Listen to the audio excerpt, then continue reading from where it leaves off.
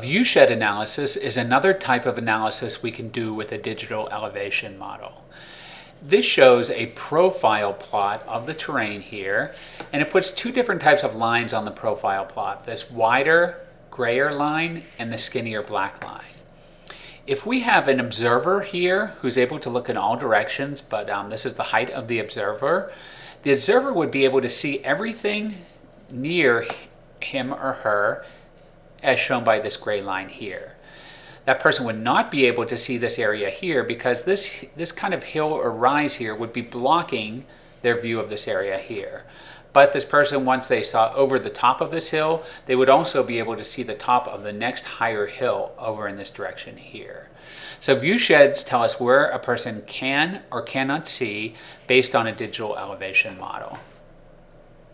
Here's an example here where our viewpoint is here, and all of this terrain colored in white is visible. So we can see the person standing here can see all the way up to this ridge line here, but then of course can't see the other side of the ridge.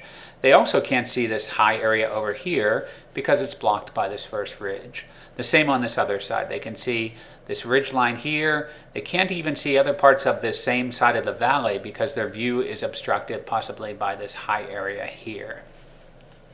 They can see the front of this high area here, but then the area of the view all behind here is blocked until they get up to a high enough elevation where they can see over the top of this ridge, and then they can see this higher ridge line in these areas here.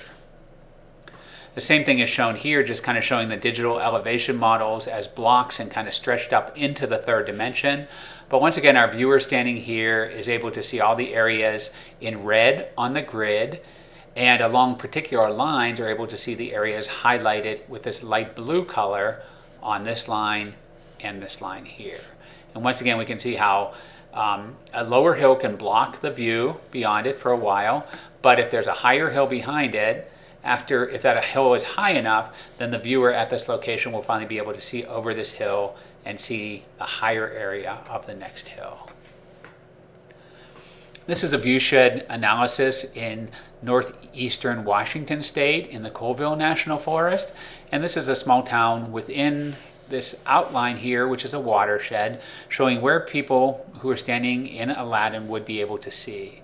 Some things to keep in mind here, that this is a bare earth estimate because a DEM doesn't really account very well for trees or other vegetation. All it knows is the elevation of each of the individual grid cells of the digital elevation model. So the viewshed might actually be more limited if there were things like trees or structures or other things blocking the view as this person is standing in Aladdin. Another thing that we can do is slightly more complex. For this study, they were interested in what could be seen as people were driving down the main road across this entire length of road here. So the way that we did this was put in a number of different points along the road and then saw what the viewshed was from each of those points. Then we just summarized all those grids so that if something could never be seen from any point along the road, it would be given a value of 0.